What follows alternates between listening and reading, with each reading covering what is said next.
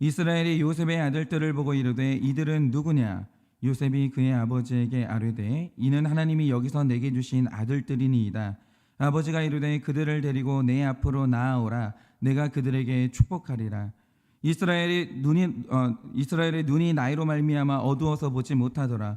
요셉이 두 아들을 이끌어 아버지 앞으로 나아가니 이스라엘이 그에게 입맞추고 그들을 안고 요셉에게 이르되 내가 내 얼굴을 보리라고 생각하지 못하였더니 하나님이 내게 내 자손까지도 보게 하셨도다.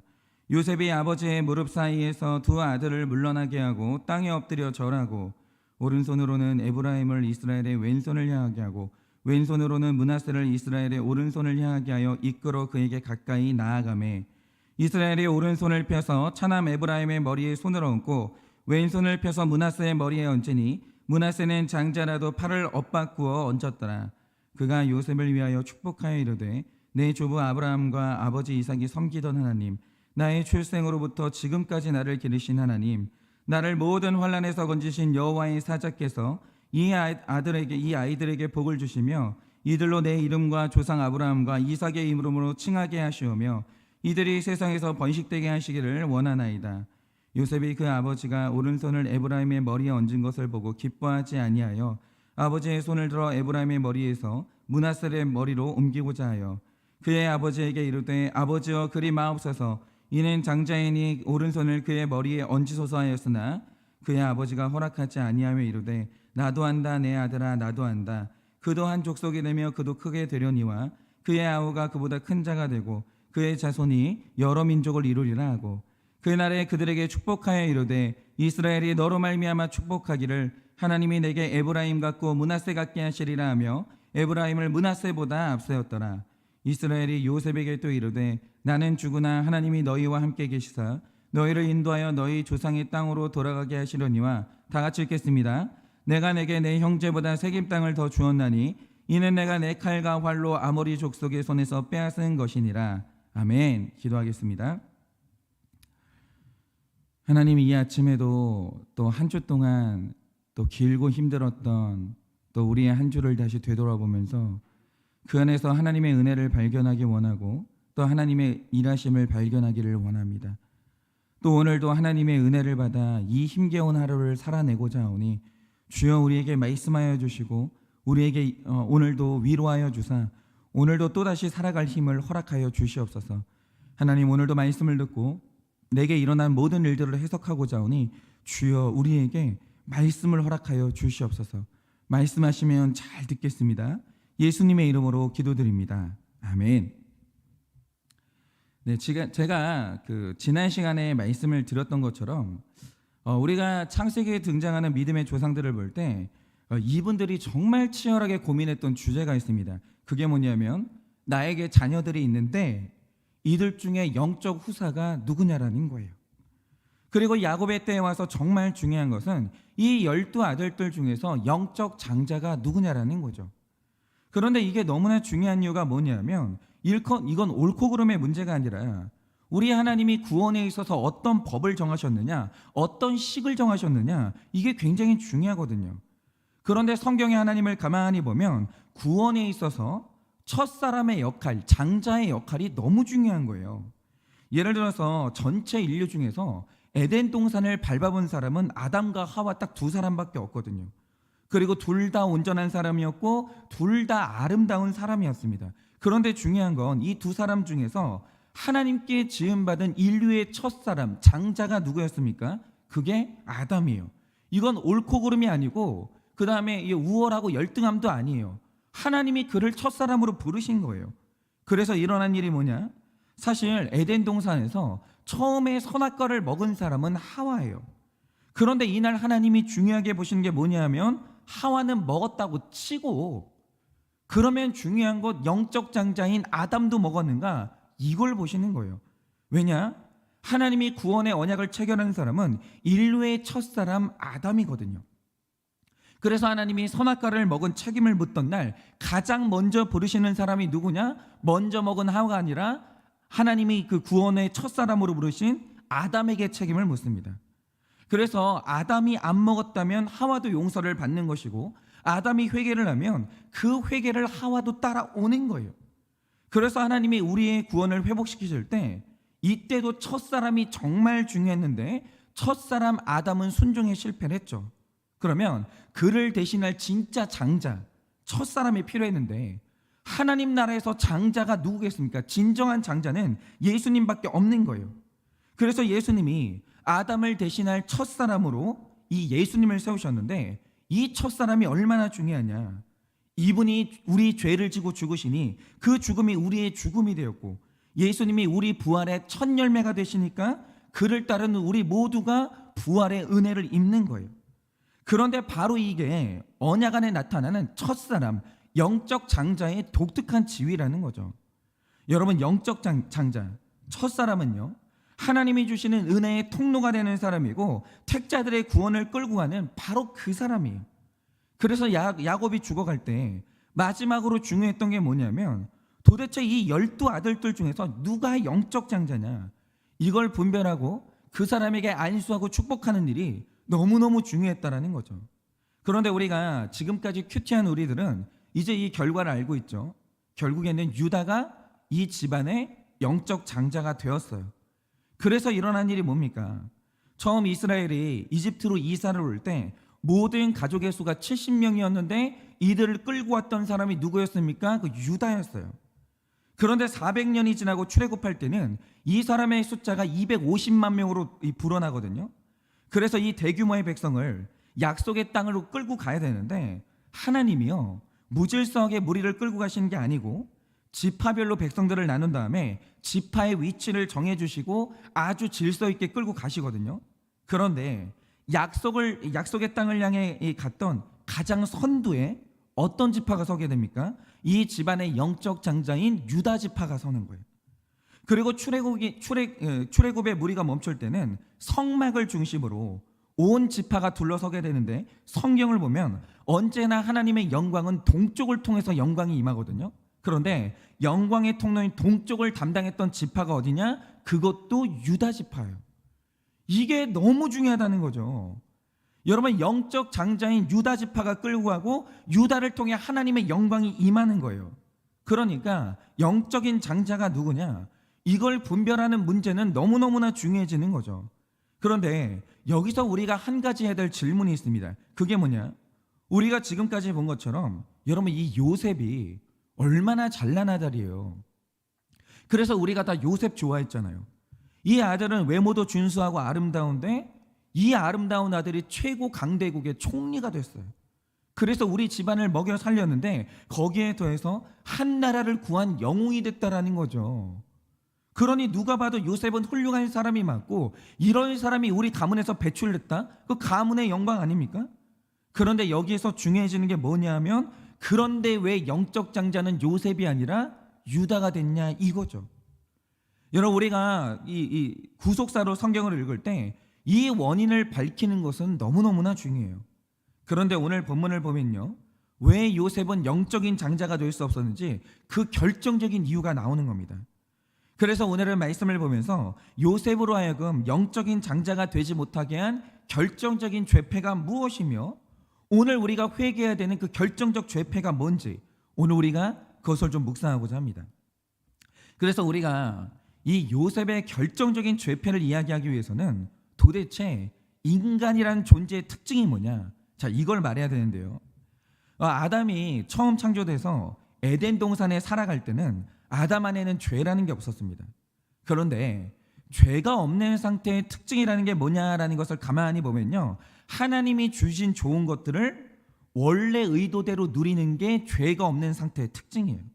예를 들어서 하나님이 아담에게 힘을 주십니다. 그러면 그 힘을 가지고 하나님이 주신 사명을 감당하는 거예요. 그 힘 가지고 사명 감당이에요. 그리고 아름다운 이 창조 세계를 선물하면 그것의 주인이 되는 게 아니라 이 세계를 창조하신 하나님을 너무나 기쁘게 찬양하는 거예요. 그러니까 죄가 없는 아담이라는 것은요, 하나님이 좋은 것을 주시면 그 좋은 것 때문에 좋은 사람이 되고 좋은 열매를 맺는 거예요. 선순환이 일어나는 거죠. 그런데 아담이 죄를 지면서 그 안에 선한 것이 하나도 없는 100% 죄인이 됐습니다. 그런데 이후로 굉장히 이상한 현상이 일어나요. 그게 뭐냐?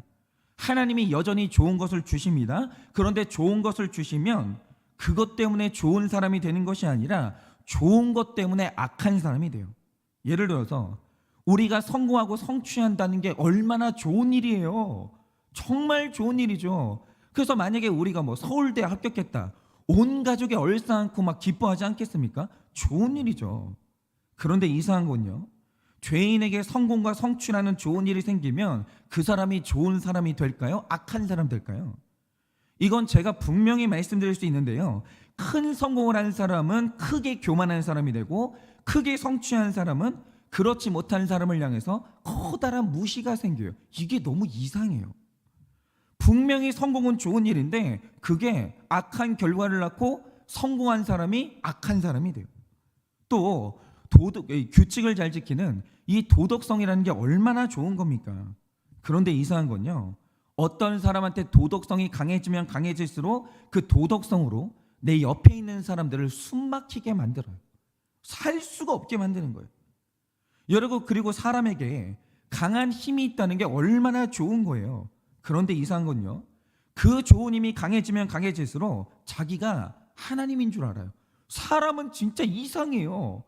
강한 힘을 가지고 좋은 일을 하는 게 아니고요, 강한 힘을 가지고 자기가 하나님인 줄 착각해요. 그리고 힘없는 사람들한테 갑질해요.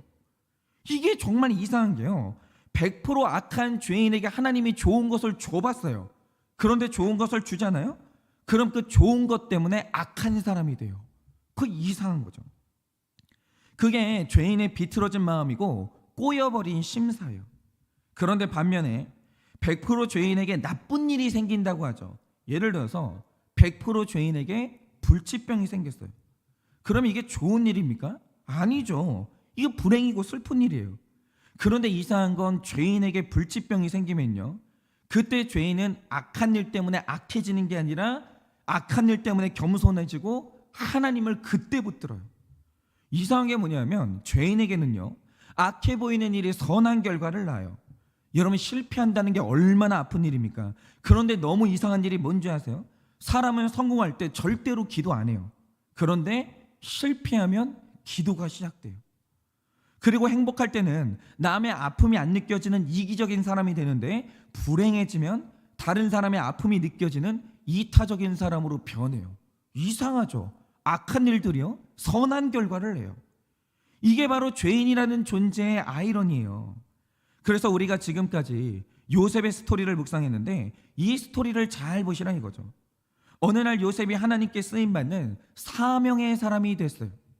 그 집에서 모든 형제들에게 상처 주는 악한 인생으로 살다가 사람 살리는 쓰임받는 사명자가 됐다라는 거죠. 그런데 그를 그렇게 만들어준 옷이 채색 옷입니까? 종의 옷입니까?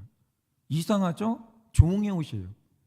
채색 옷을 입고 있을 때는 악한 요셉이었는데 종의 옷을 입으니까 사명자가 되는 거예요.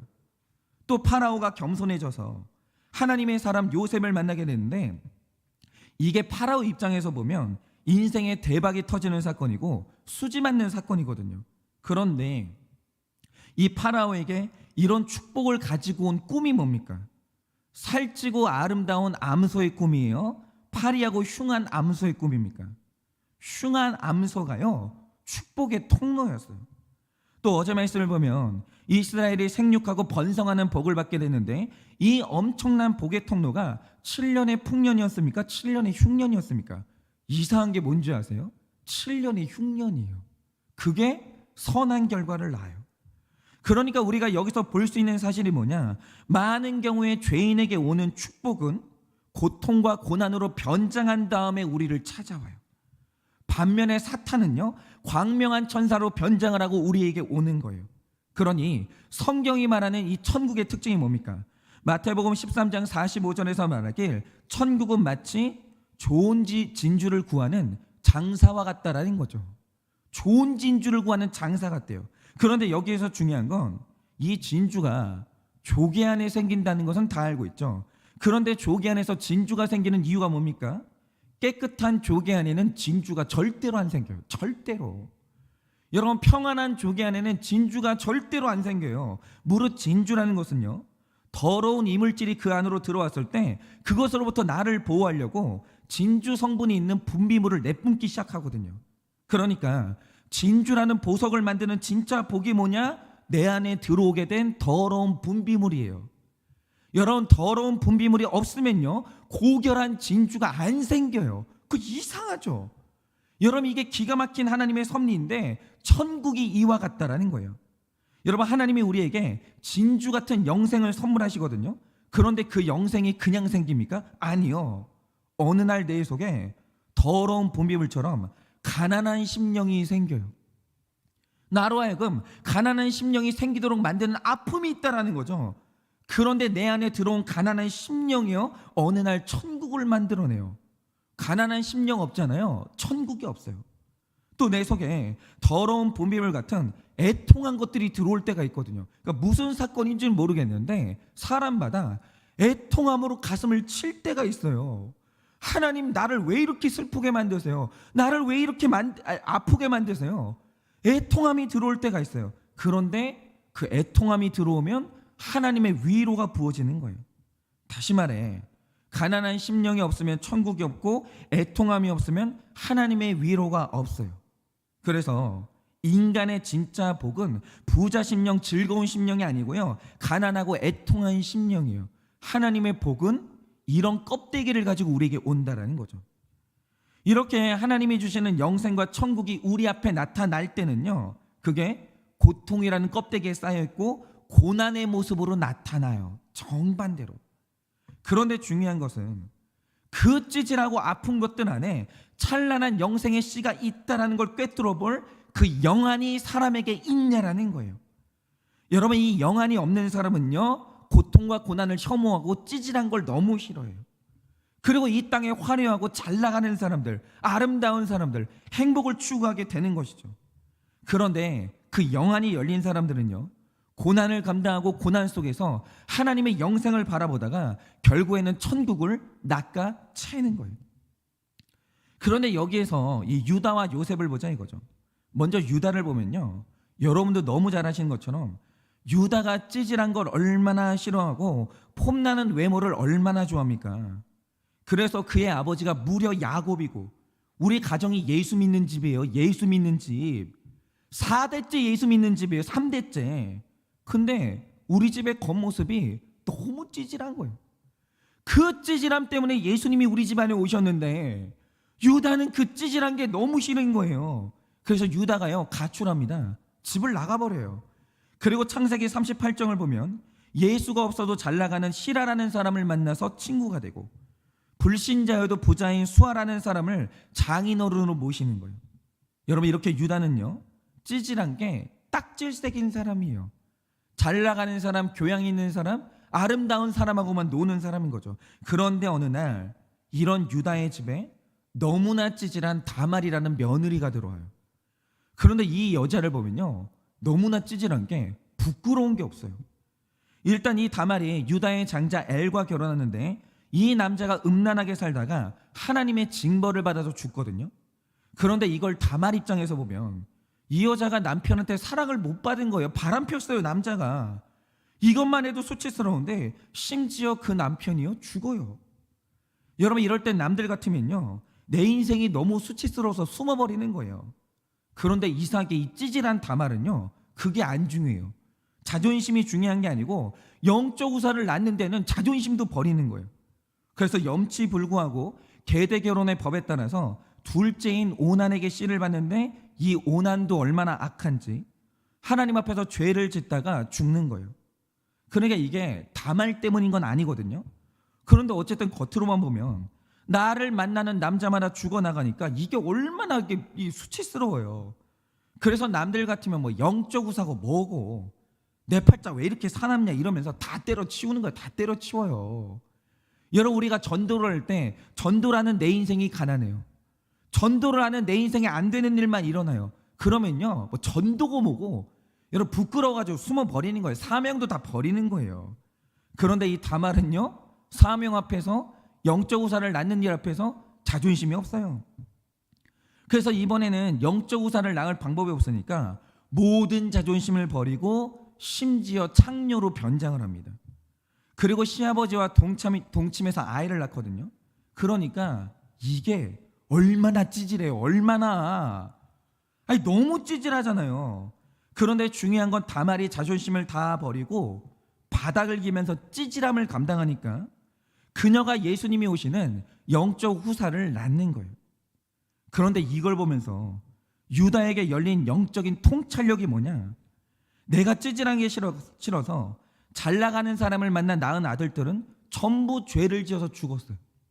자존심이 강한 사람들은요, 예수님을 만나지 못하고 다 죽었어요. 그런데 너무 찌질해 보이는 이 며느리는 끝내 구원받는 영적 후사를 낳는 거예요. 자존심이 없고 예수 만날 수 있다면 찌질한 데까지 내려갈 수 있는 사람들은 다 예수님을 만나는 거예요. 여러분, 하나님이요, 화려한 내가 아니라 찌질한 내 며느리를 쓰시는 걸 유다가 본 겁니다.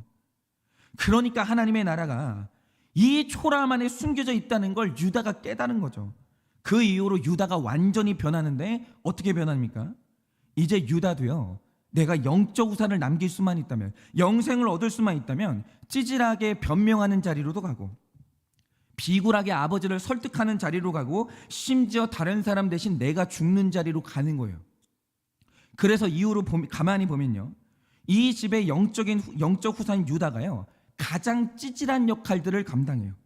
가장 비굴한 모습으로 살아가요. 영생을 얻기 위해서라면 자존심이 없어지는 거예요. 유다가 완전히 변합니다. 그런데 바로 이게 이후로 유다 집안의 전통이 됐는데, 자, 이 일이 있고 난 지 800년 후에 이스라엘이 한 나라가 되고 어느 날 사무엘이라는 선지자가 2대째 왕을 뽑기 위해서 이새의 집에 나타나요. 그리고 그 집에 8명의 아들들이 있었는데 누구 안에 영생의 씨가 있는지, 누가 영적인 장자인지 이제 사무엘이 그 8명의 아들들 중에 그걸 찾는 거예요. 근데 제가 하나 여쭤볼게요. 그래도 사무엘은 이스라엘의 영적 지도자잖아요. 그런데 이날 사무엘이 하나님이 원하시는 왕을 알아봤을까요? 놀라운 건 못 알아봐요. 왜냐? 바로 이 자리에 이스라엘의 위대한 왕이죠, 다윗이 있었는데 이 다윗의 겉모습이 너무 찌질한 거예요. 너무. 그래서 영적인 거장 사무엘도요, 그 속에 있는 영생의 씨를 못 봐요. 겉모습을 보니까. 그런데 이때 하나님이 강하게 책망하면서 주신 말씀이 뭡니까? 사람은 외모를 보지만 나는 중심을 본다는 거예요. 네가 지금 사람을 외모로 차별하면 절대로 그 안에 있는 영생의 씨를 못 본다는 거죠. 그러니 외모로 사람 차별하는 그 죄를 회개하고 내가 주는 눈으로 다시 봐라 라고 했는데, 가만히 보니까 다윗의 그 찌질한 껍질 안에 내 찌질함 때문에 예수님을 사모하는 그 아름다운 영생의 씨가 있는 거예요. 그런데 이 다윗이 누구냐? 유다 지파의 후손이. 그리고 이후로 1000년 뒤에 유다의 후손으로 우리의 구원자이신 예수님이 오시는데, 그럼 이때 예수님이 메시아인 걸 사람들이 알아봤습니까? 못 알아봤습니다. 왜죠? 성경이 말하길 이상하게도 예수님의 외모는 흠모할 만한 것이 하나도 없었고 심지어 그분의 직업이 목수였어요. 그러니까 예수님은요, 백으로도 살 수가 없어요. 예수님은요, 사람들에게 외모로 인정받을 수가 없어요. 예수님은 하나님의 은혜가 없으면 살 수가 없다라는 거죠. 그런데 예수님도 유다처럼 그 찌질한 껍데기 안에 하나님의 영광을 담고 있었던 거예요. 그래서 제가 오늘 드리고 싶은 말씀이 뭐냐, 여러분, 우리 안에 수많은 죄가 있거든요. 그런데 그 중에서도 이 죄패가 있는 사람은 예수님을 절대로 못 만나요. 절대로. 이게 너무너무 심각한 죄인데, 그게 뭐냐, 여러분, 사람을 외모로 차별하는 죄가 있는 사람은 예수님을 죽어도 못 만나요. 죽어도. 그게 안 되는 거예요. 왜죠? 제가 아까 말씀드린 것처럼 하나님의 축복은 고난으로 변장한 다음에 우리를 찾아오고 우리를 살리는 적용도 무릎 꿇고 사과하는 것 같은 찌질한 적용 안에 있거든요. 그래서 사람을 외모로 차별하는 사람치고 예수님을 만난 사람은 단 한 명도 없었어요. 단 한 명도. 여러분, 지금 이게 얼마나 심각한 죄패인지 아시겠습니까? 여러분, 우리의 영적인 원리로 봤을 때 외모로 사람을 차별한다, 그 사람은 영생을 얻을 수가 없는 거예요. 그리고 바로 여기에 요셉이 영적 후사가 될 수 없었던 결정적인 죄패가 있는 거예요. 아마 오늘 여러분이 이 이야기를 들으시면 요셉의 죄에 대해서 진짜 깜짝 놀라게 되실 텐데, 그게 뭐냐, 여러분, 제가 어제 말씀을 보면서 진짜 이상했던 장면이 하나 있거든요. 자, 창세기 48장 1절을 보면 야곱이 병들게 됩니다. 근데 이 병이라는 게 잠깐 아프고 낫는 감기가 아니고요, 죽음으로 연결되는 중한 병에 걸린 거예요. 그래서 이 당시 야곱의 주변에 있던 사람들은 야곱의 병이 얼마나 심각한지 다 알았다라는 거죠. 그런데 이상한 게 뭐냐, 야곱이요, 이렇게 심각한 병에 걸려서 죽어가고 있었거든요. 그런데 이 사실을 요셉이 몰라요. 요셉이요, 이걸 몰라요. 그러면 요셉이 자기 아버지가 병들었다는 걸 어떻게 알게 됐냐? 48장 1절을 보면 어떤 사람이 요셉에게 말하기를 내 아버지가 병들었다, 이렇게 소식을 전해준 거예요. 다른 사람이 요셉에게 알려줘요. 그래서 알았어요. 그런데 이 구절에 대한 주석을 보면 어떤 해설이 있냐, 여러분, 야곱이 요셉을 얼마나 사랑했어요. 그래서 요셉이 살아있다는 소식을 듣고 한 걸음에 애굽으로 왔거든요. 그러면 우리 생각에 야곱과 요셉이 너무너무 사랑하니까 한 집에서 오순도순 살면서 그동안 나누지 못했던 이 부자의 이 정을 나눌 것 같잖아요. 그런데 말씀을 보면요, 요셉이 야곱과 함께 살지 않아요. 심지어 얼마나 무관심했는지 아버지가 심각한 병에 걸린 것도 요셉이 전혀 모릅니다. 그런데 어제 말씀을 보면 다른 사람에게 아버지의 소식을 듣고 그제서야 두 손자 므낫세와 에브라임을 대동하고 아버지를 찾아가는 거예요. 근데 여러분, 이 말씀은 더 심각합니다. 오늘 말씀을 보시면 훨씬 더 기겁할 만한 내용이 나오는데, 그게 뭐냐, 여러분, 요셉이 두 아들들을 낳은 때가 언제예요? 창세기 41장 50절을 보면 흉년이 찾아오기 전에 두 아들을 낳아요. 풍년의 때. 그러면 지금 시점에서 두 아들의 나이가 최소한 몇 살이냐? 좋기 20살은 넘었다라는 거죠. 좋기 20살은. 그리고 어제 말씀을 보면 야곱이 이집트 땅에서 17년을 살았어요. 17년. 그런데 오늘 말씀 8절을 보시면 야곱이 20살 된 자기 손자들을 만나거든요. 그런데 하는 말이 뭔지 아십니까? 이들이 누구냐 이래요. 야곱이요, 자기 손자를 만났다고요. 17년 동안 시간이 있었어요. 17년 동안. 근데 17년 동안 같은 곳에서 살았는데 손주들을 만났는데 하는 말이 뭐냐? 이들은 누구냐 이래요. 그런데 어느 주석을 봐도요, 야곱이 눈이 멀었기 때문에 손자를 못 알아봤다고 말하지 않아요. 물론 오늘 말씀에 그런 구절은 있습니다. 그런데 그 뜻이 아니에요. 그 뜻이 아니에요. 그러면 야곱이 자기 손자 2명을 만나는데 누군지를 모르는 이유가 뭐겠습니까? 요셉이 그동안 단 한 번도 아버지에게 자기 손자들을 데려오지 않았던 거예요. 한 번도. 있다는 소식은 들었어요. 내 아들들에게 므낫세와 에브라임이 있다는 소식을 그건 알았는데 단 한 번도 자기 손주들을 만난 적이 없는 거예요. 그리고 여기서 알 수 있는 사실이 뭐냐, 요셉이 자기 가족들을 고센 땅으로 데려오긴 했지만 그들과 다른 지역에 살면서 거리를 두고 살았다는 거죠. 같이 살지 않았어요. 그러면 이렇게 했던 이유가 뭐겠습니까?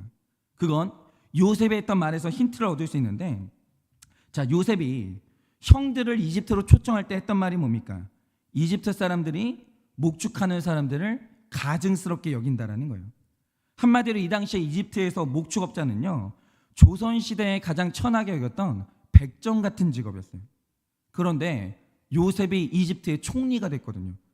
그런데 어느 날 이 형들을 끌고 왔는데 형제들의 직업이 뭡니까? 목축업자예요. 그런데 지금 요셉은 이집트의 총리가 됐고, 더 중요한 건 요셉이 결혼했는데 누구랑 했습니까? 이집트의 제사장 보디베라의 딸인 아스낫과 결혼했어요.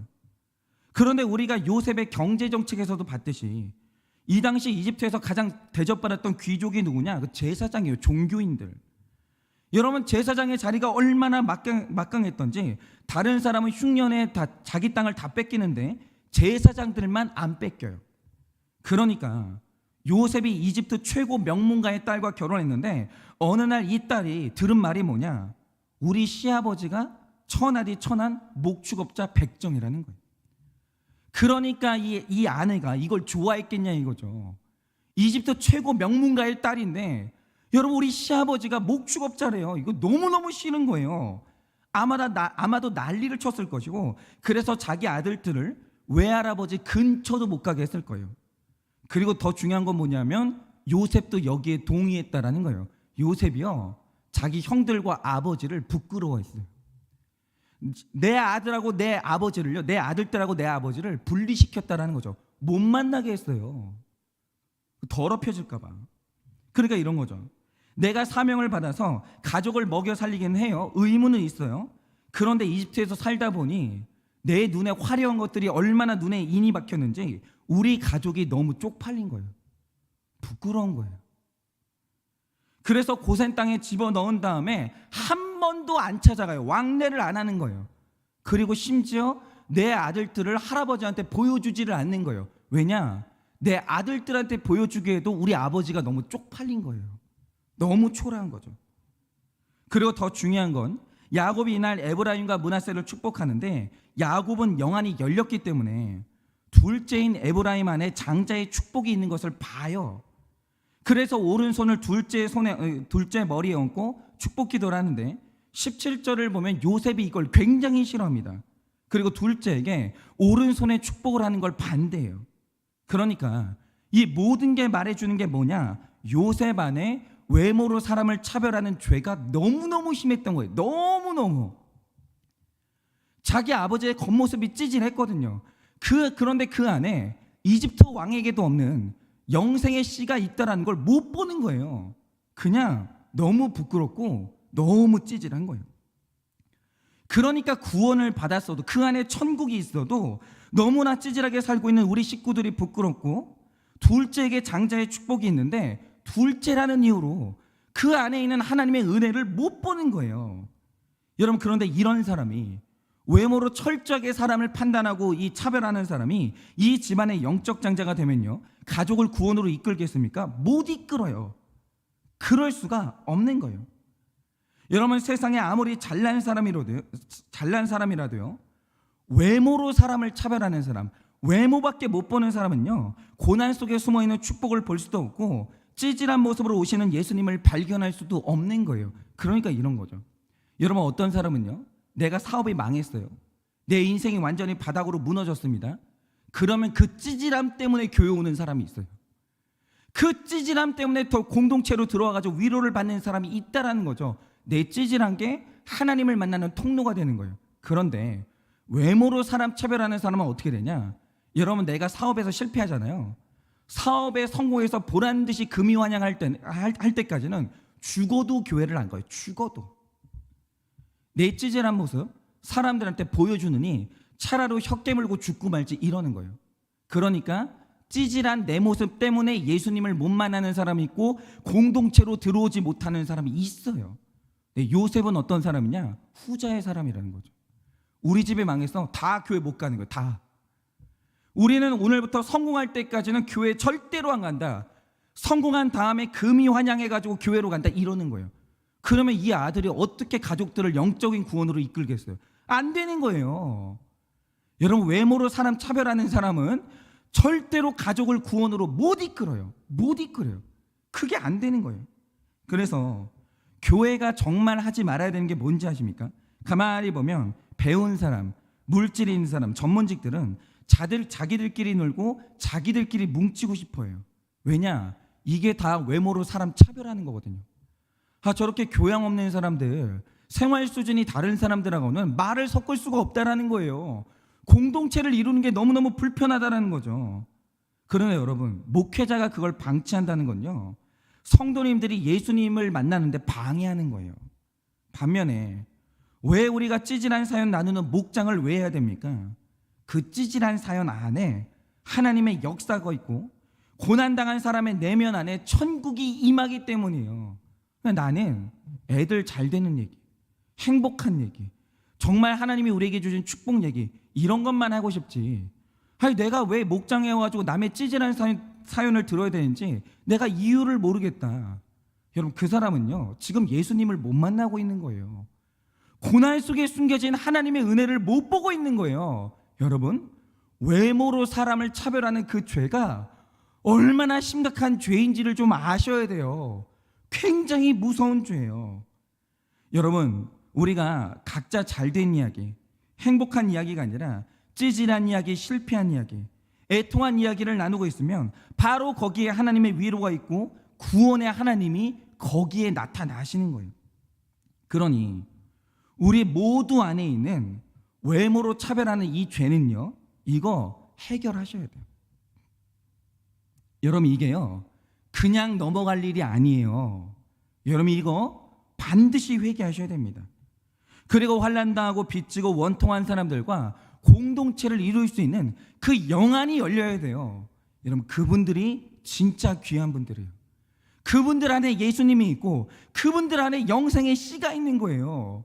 여러분, 그들과 같은 공동체를 이룰 수 있어야 돼요.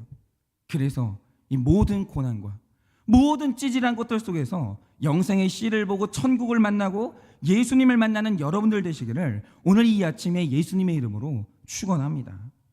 여러분, 이 시간에 우리가 다 같이 기도하도록 할 텐데요, 여러분, 기도할 때 우리 안에 분명히 외모로 사람을 차별하는 그 죄가 있거든요. 여러분, 그런데 그 죄패가 있으면요, 우리 예수님 못 만납니다. 여러분, 고난으로 변장하고 찾아오시는 하나님의 은혜를 누릴 수가 없는 거예요. 여러분, 오늘 나의 삶에 하나님의 은혜가 어떤 애통한 모습으로 찾아왔습니까? 오늘 예수님이 내 주변에 찌질한 모습으로 찾아오셨는데 내가 예수님을 발견해야 되는 그 찌질한 사람이 누구입니까? 오늘 내가 자존심을 버리고 내가 적용해야 되는 이 구원의 찌질한 적용이 뭐가 있겠습니까? 여러분, 그곳으로 가셔야 됩니다. 외모로 사람 차별하지 마시고 오늘 하나님 안에 있는 이 애통함 안에 있는 하나님의 나라를 발견하시기를 바랍니다. 오늘 이 시간에 기도할 때 그렇게 다들 자기 안에 있는 이 외모로 사람 차별하는 이 나의 죄패를 회개하시고 오늘 영안이 열려서 하나님의 진정한 복을 다 받아 누리시기를 바라봅니다. 기도하겠습니다. 하나님, 정말 이 아침에 하나님께 회개합니다. 하나님, 바로 제가 외모로 사람 차별하는 죄인 중에 죄인입니다. 하나님, 오늘 정말 아버지 야곱이 내 자녀에게 축복할 때 그 축복을 못마땅하게 여기는 그 외모로 사람을 차별하는 요셉이 바로 저입니다. 하나님, 오늘 주님 앞에서 내 안에 있는 이 외모로 사람 차별하는 죄를 회개하오니 주님께서 이 회개를 받아주시고 오늘도 내 안에 영안을 열어주사 내 삶의 모든 찌질한 것들과 애통한 것들과 하나님 가난한 것들 안에 하나님이 주시는 가장 아름다운 은혜가 있음을 발견하고 하나님이 그들과 함께 공동체를 이루며 그 찌질한 이야기를 드러내며 하나님 그 이야기를 드러내며 함께 천국 가는 내가 될 수 있도록 주님께서 은혜를 허락하여 주시옵소서. 지금은 우리 주 예수 그리스도의 은혜와 하나님 아버지의 그 크신 사랑과 성령님의 위로하시고 교통하여 주시는 그 역사하심이 내 안에 있는 외모로 사람을 차별하는 이 죄를 회개하고 고난 속에